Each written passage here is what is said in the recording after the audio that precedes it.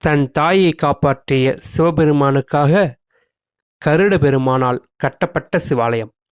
அது மட்டுமல்லாமல் 1500 ஆண்டுகளுக்கு மேல் பழமையான சிவாலயங்களில் ஒன்றான குடவாசல் என்னும் ஊரில் அமைந்துள்ள கோணேஸ்வரர் திருக்கோயிலை பற்றி தான் இந்த வீடியோவில் பார்க்க போகிறோம்.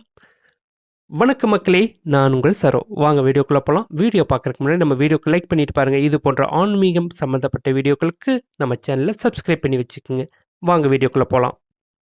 இத்தலத்தின் மூலவர் யாருன்னு கேட்டிங்கன்னா கோணேஸ்வரர். தாயார் யாருன்னா பெரிய நாயகி அம்மன். தலவிருட்சம் வாழை மரம். தீர்த்தம்னா அமிர்த தீர்த்தம்.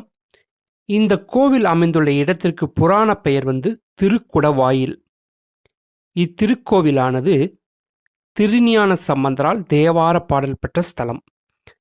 தேவார பாடல் பெற்ற காவேரி தென்கரை தலங்களில் 95வது தலமாகவும் 274 தேவார பாடல் பெற்ற சிவாலயங்களில் 157வது தேவார தலமாகவும் விளங்குகிறது.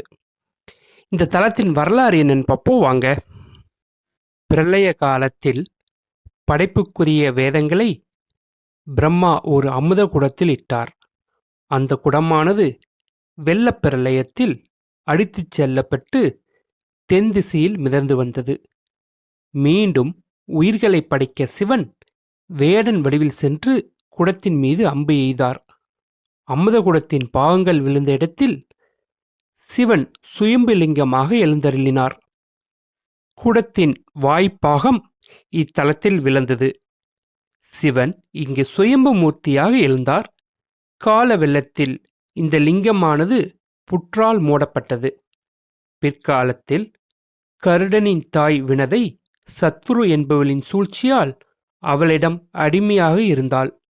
தாயை அடிமைத்தனத்திலிருந்து மீட்க கருட பகவான் தேவலோகம் சென்று அமுதகுடம் எடுத்து வந்தார்.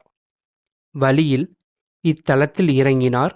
அப்போது அசுரன் ஒருவன் கருடனிடம் இருந்து அமுதக்குடத்தை பறிக்க முயன்றான்.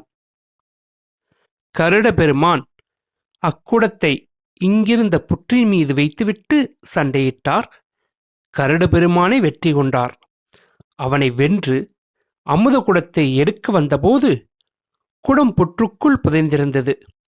எனவே தனது அழகால் கீறவே அடியில் லிங்கம் இருந்ததைக் கண்டு வணங்கினார் கருட பெருமான். சிவபெருமான் அவருக்கு காட்சி தந்தார். கருட பெருமான் தனது தாயின் நிலையை கூறினார். அவரை அடிமைத்தனத்திலிருந்து மீட்டு மீண்டும் கருடனிடம் ஒப்படைத்தார் சிவபெருமான். அதன் பின்பு கருட பகவானே இங்கு சிவபெருமானுக்கு கோயில் எழுப்பினார். இதை இத்தலத்தின் வரலாறு. ஒவ்வொரு தலத்திற்கும் ஒவ்வொரு பெருமை உண்டு. இத்தலத்தின் பெருமை என்னன்னு பார்ப்போம் வாங்க. சிவபெருமான் சதுர பீடத்துடன் சுயம்பு மூர்த்தியாக மேற்கு நோக்கி காட்சி தருகிறார். சுவாமியின் மேனியில் கருடனின் அழகுபட்ட தழும்பு இன்றளவும் இருக்கிறது. பெரிய நாயகி அம்பாள் தனி சன்னதியில் தெற்கு நோக்கி காட்சி தருகிறாள். இவள் துர்க்கியின் அம்சத்துடன் காட்சி தருவதாக ஐதீகம். எனவே இவளை பெரிய துர்க்கை என்று அழைக்கப்படுகிறாள்.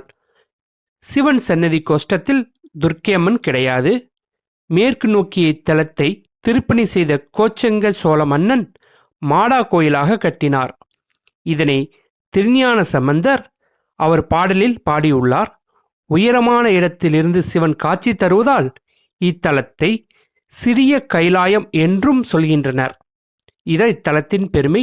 இன்னும் சில பெருமைகள் இருக்கு, அதை பார்ப்போம் வாங்க.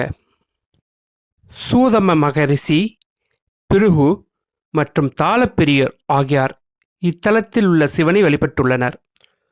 உயிர்களை நேசித்து அவர்களை மீண்டும் படைக்க அருளியவர் என்பதால் இவருக்கு கோணேஸ்வரர் என்று பெயர் ஏற்பட்டது. அமுத குடத்தின் வாயில் விழுந்த தலம் என்பதால் தலம் குடவாயில் என்று அழைக்கப்பட்டு இன்று குடவாசல் என மருவியது. சுவாமிக்கு அமுதலிங்கேஸ்வரர் என்றும் புற்றுக்குள் இருந்ததால் வன்மீகநாதர் என்றும் பெயர்கள் உண்டு. கோயில் நுழைவாயில் எதிரே காசி விஸ்வநாதர் காட்சி தருகிறார். தை மாதத்தில் 3 நாட்கள் இவர் மீது சூரிய ஒளியானது விழிக்கிறது. அருகே நடராஜர் சிவகாமி அம்பாளுடன் காட்சி தருகிறார். இதே தலத்தின் இன்னொரு பெருமை, இன்னும் பெருமைகள் இருக்கிறது, அதை பற்றி பார்ப்போம் வாங்க. இத்தலத்தில் பலவிதமான விநாயகர் உள்ளனர். என்னென்னு பார்ப்போம். அமிர்த தீர்த்த கரையில் ஆதி கஜநாதர் என்னும் விநாயகர் இருக்கிறார். இக்கோயிலுக்குள் நுழைந்ததும் வலதுபுறத்தில் பார்த்தீங்கன்னா அனுமதி விநாயகர் சன்னதி இருக்கின்றது. இவரை வணங்கி அனுமதி பெற்ற பிறகே சிவனை வழிபட செல்ல வேண்டும் என்பது ஐதீகம். எனவே இவருக்கு இப்பெயர்.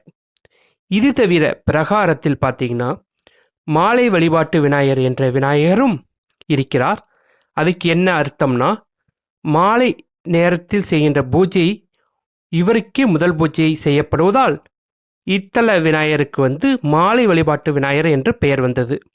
இது தவிர இரட்டை விநாயகர் சன்னதியும் இத்தலத்தில் இருக்கின்றது. இதை இத்தலத்தின் பெருமைகள். இத்தலத்தின் பொதுவான தகவல் என்னன்னு பார்ப்போம் வாங்க. பிரகாரத்தில் குடவாயிற்குமரன் சன்னதி இருக்கின்றது. இந்த முருகப்பெருமானை அருணகிரியார் திருப்புகழில் பாடியிருக்கிறார். இடும்பனுக்கும் தனி சன்னதி உள்ளது. அதே மாதிரி அருகருகே 2 பைரவர் இத்தலத்தில் இருக்கின்றனர். அது மட்டுமல்லாமல் சூரியன், சந்திரன் ஆகியோரும் உள்ளனர். இதில் சூரியன் அமர்ந்தும் சந்திரன் நின்ற கோலத்திலும் காட்சி தருகிறார். பெற்றோருக்கு முறையாக திதி தர்ப்பணம் செய்யாதவர்கள் சூரிய சந்திர பகவானை வழிபட்டு மன அமைதி பெறுகின்றனர் என்பது ஒரு ஐதீகம். அருகில் சூதமுனிவர் சிவனை வணங்கி தியானம் செய்தபடி இருக்கிறார். 4வர் பறவை நாச்சியாருடன் சுந்தரர், வீணை இல்லாத சரஸ்வதி, கஜலட்சுமி, சப்த மாதாக்கள் ஆகியோரும் இத்தலத்தில் அருள்பாலிக்கின்றனர். இது இத்தலத்தின் பொதுவான தகவல்.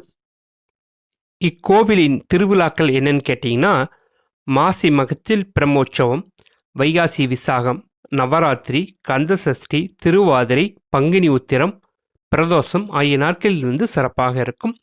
இந்த கோவில் திறக்கும் நேரம் என்னன்னு கேட்டிங்கன்னா, காலை 6:30 மணி முதல் மதியம் 12 மணி வரைக்கும் திறந்திருக்கும். மாலை 4:30 மணி முதல் இரவு 8:30 மணி வரைக்கும் திறந்திருக்கும்.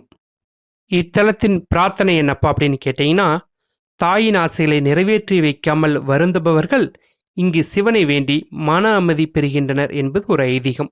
அதே மாதிரி புத்திரதோஷம் உள்ளவர்கள், திருமண தோஷம் உள்ளவர்கள் இங்கு வழிபடலாம். முக்கியமாக நாகதோஷம் உள்ளவர்கள் இங்கு வழிபட்டால் கண்டிப்பாக நிவர்த்தி அடையும் என்பது ஒரு நம்பிக்கை. இத்தலத்தின் முகவரி என்னன்னு கேட்டிங்கன்னா, அருள்மிகு கோணேஸ்வரர் திருக்கோவில், குடவாசல், திருவாரூர் மாவட்டம். வழித்தடம் என்னன்னா, கும்பகோணத்திலிருந்து திருவாரூர் போகும் சாலையில் கும்பகோணத்திலிருந்து 15 கிலோமீட்டர் தொலைவில் இக்கோவிலானது அமையப்பட்டுள்ளது. குடவாசல் மெயின்லேயே இந்த கோவில் இருக்குது. நன்றி, வணக்கம்.